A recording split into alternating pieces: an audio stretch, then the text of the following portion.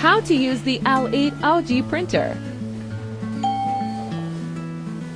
On your phone, open the M-Label app and select the printer in the top left corner. The blue light stays on when the connection is successful. For computer use, connect via USB and install the driver.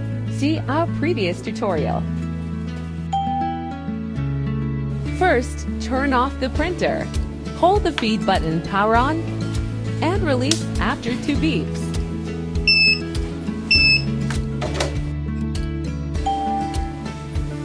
On your phone, open the M-Label app, create a new label, and edit the content you need. Finally, click Print.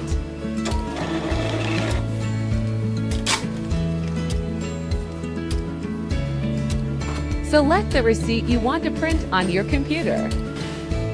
Choose L80G and adjust the paper size. Finally, click Print.